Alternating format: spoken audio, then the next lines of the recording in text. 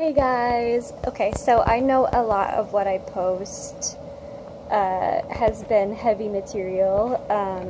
It's definitely related to God's mercy and that He's warning us, but it's still heavy. So I wanted to post something encouraging and positive today, and the Lord has just really, really encouraged my soul and brought me into just peace. Peace.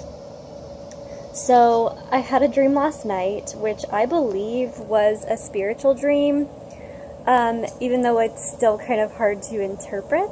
But in the dream, I started out, I had to write an 8-page paper.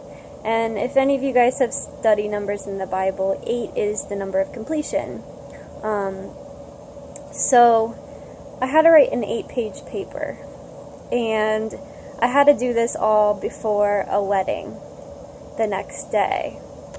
And so my sister's helping me write this paper, and it's like I'm getting it done last minute. I feel really proud of myself when I'm done, but the paper that I was able to print out and have in my hand to take to deliver to my teacher, my sister and I had made some edits.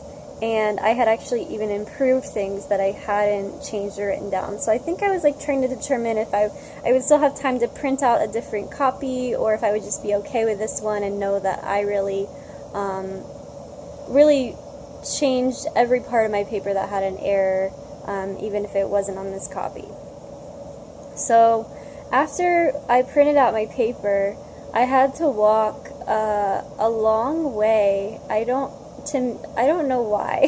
It was kind of a confusing dream. I just had to walk really far to go to where it's delivering my paper. And at this point in the dream, I didn't even know there was a wedding yet. I don't know. It wasn't discussed.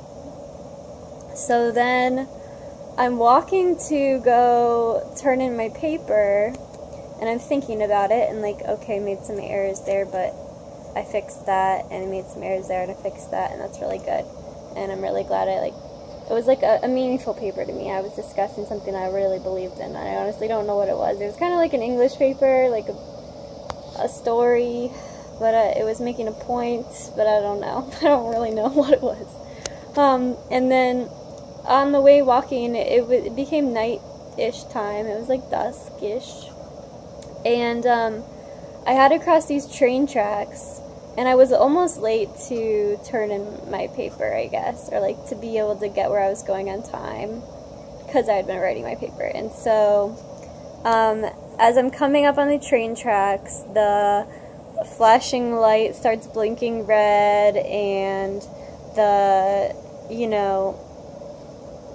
railroad railing goes down on the road, and so I decided I had to cut through the tracks but make sure it was a way that the train wouldn't hit me. And for some reason the tracks did all these really weird things right where I was. They went this way, then this way, then this way, and then it did a loop, and it was this kind of smaller train. And so I had to make sure where I went, the train wasn't going to I wasn't going to get stuck in between two trains, or I don't know, it was weird. I had to figure out how to cross the tracks in an okay way. And I did. I crossed the tracks fine, and I waved to the people on the train as I was crossing the tracks. And then I got to then I was with my dog, and we were climbing on rooftops. It was almost like this big stadium. We were climbing on top of the stadium boxes, and we were just running. And I don't know, can't answer that one for you. But then we got to, apparently my family members were we were getting dressed for this wedding we were going to. They didn't say whose wedding it was, just a really a wedding, I guess, kind of spur of the moment to me. And I was wearing this tank top flowered shirt with a long white sleeve shirt under it. It looked terrible. And a long skirt, and I was oh no, should I wear this? My mom was I found it's a designer tennis dress you could wear, and I just looked at it, and I was oh, it's a little too big for me, I can't wear that. And I was oh, I'll just look in my closet. And there was all these things in my closet, and my sister says, wear that one. And it was this beautiful, it was kind of a little risque. It was like this beautiful dress. It had like flowers up here, like fabric flowers, and it was pale yellow, and it was a short dress. It was like a party dress. And so I was like, okay, I'll wear that one. I was like putting it on, and then I went, and it was like the end of the dream was like this music playing, this really happy music. It was like Mamma Mia type music playing, and I was like dancing, and they were like, and now here comes Claire, and it was like I was like a bridesmaid, and I was like dancing. And then when I woke up, I had, oh man, I forget what song I had in my head. It was like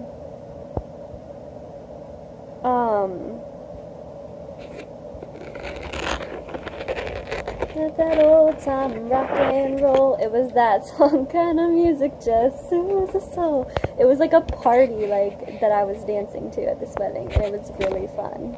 And it was like when I got there, it was like I was I was waited for, and I was like an honored guest. It was really cool. And so everyone like waited for me, and then I like showed my dress, and then I like started dancing. But I like woke up so happy and so encouraged. And then today, I got this song in my head that the Father Loves a Daughter song, the I'm gonna watch you shine, gonna watch you grow, gonna paint a sign so you'll always know. As long as 1 and 1 makes 2, there has never been a father loved his daughter more than I love you. Okay, that was a really bad rendition, but that's the song God put in my head. And then there was a rainbow. It like rained a little bit, but it was still sunny, and then a rainbow came out. So that's my encouraging word for today, is that God is very, very present in speaking in his children's lives, and he loves them very, very much. And everything we go through and are going to go through is totally worth it, because we're going to have a party.